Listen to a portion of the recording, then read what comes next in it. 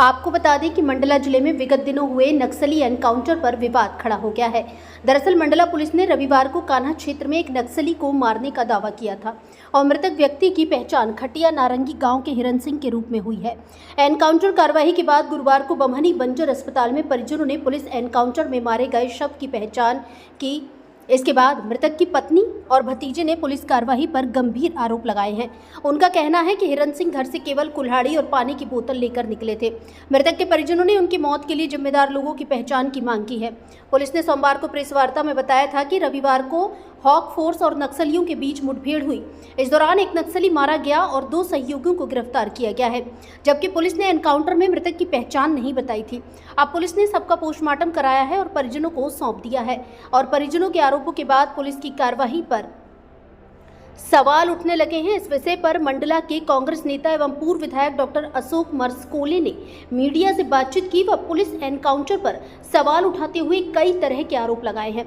कांग्रेस नेता व पूर्व विधायक डॉक्टर अशोक मरसकोले ने पुलिस कार्रवाई पर क्या कहा, देखिए भारत संवाद news division head Dinesh Yadav की खास रिपोर्ट। इस जगह पे ना तो कोई ग्रामवासी ये बात बता पा रहे हैं कि किसी भी प्रकार का नक्सल का कोई इन्वॉल्वमेंट है इस गांव के लोगों का, ना उनका। जो संबंधित व्यक्ति है वो एक दिहाड़ी मजदूर है, जंगल से अपनी आजीविका चलाना, डेली की मजदूरी करना है, ये सिंपल सी बात है, उनकी डेली रूटीन की बात है। रविवार के दिन वो उससे नहीं मिला तो 2-3 दिन देखने के बाद में ये जब पुलिस में गए तब वहां पर कोई वीडियो दिखाए होंगे, उसमें इनको एक शिनाख्ती की गई। लेकिन अभी तक की स्थिति में इनको भी नहीं मालूम कि उनकी मौत कैसे हो गई।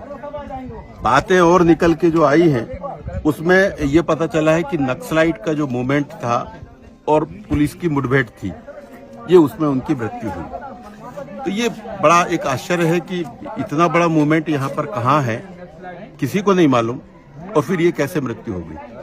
ये बहुत बड़ा एक डाउट, मुझे तो डाउट लग रहा है। पुलिस के इस बयान को आप किस तरह से देखते हैं कि जैसा पुलिस ने 10 तारीख को एनकाउंटर के बाद ऑफिशियल ये बात बताई कि पुलिस ने, हॉक फोर्स ने, सुरक्षा बलों ने एक नक्सली का एनकाउंटर किया है, 2 को गिरफ्तार किया। नहीं, नक्सली का एनकाउंटर, वही तो बात कह रहे हैं। नक्सली का एनकाउंटर अगर हुआ है तो किस जगह पे हुआ है, और अगर हुआ है तो उसकी शिनाख्ती तुरंत तत्काल में होना चाहिए थी। और ये जब ये बात आती है कहीं भी, और या फिर जो जिनको 2 गिरफ्तार किए हैं वो बात कह रहे हैं, तो वो तो गिरफ्तार किए हैं, उनसे बयान ले सकते हैं। जिनको गिरफ्तार किया है पता चला है कि वो तो खुद फॉरेस्ट के एम्प्लॉय हैं कि जो ये काम करते हैं। बहुत सारी ऐसी बातें आपको देखने में मिल जाएंगी कि सबको, अधिकारी से लेके मीडिया से लेके आम आदमी सबको पता रहता है कि ये सामान का लेन देन वो कहाँ विचरण कर रहे हैं, कहाँ घूम रहे हैं, ऐसा लोग बोलते आते हैं। और ये खरीदी फरीदी ये सबको भी मालूम है। पर ये टारगेट ओरिएंटेड होगा कि मैंने देखा ये आज इस गांव में, मुझे दुख इस बात का है कि इस गांव में कहीं भी नक्सलाइट के नाम पर इनको किसी प्रकार का डर नहीं है, ना ही यहाँ पर इन्वॉल्वमेंट है। ये तो बहुत गरीब तबका है, यहाँ पर इनको डर भी क्या होगा, कुछ भी नहीं।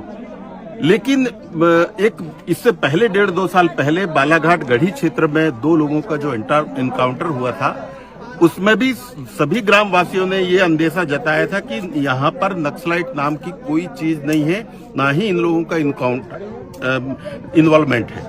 तो बहुत बड़ा एक डाउट लगता है कई बार, अपनी संख्या, नक्सलाइट की संख्या बढ़ाने के लिए भी कई प्रकार के व्यू रचे जाते हैं। मुझे डाउट उस बात का हो रहा है। डॉक्टर साहब, एक बात और समझ में आती है, जैसा कि पुलिस का कहना है कि नक्सली मारा, अभी जब आपने पत्नी से बात करी, हमने भी बात करी उससे, तो उसका ये कहना है कि पुलिस वालों ने उसको बताया कि ये बीच में आ गया तो मारा गया। तो ये दोनों बातें विरोधाभासी नहीं लगती आपको?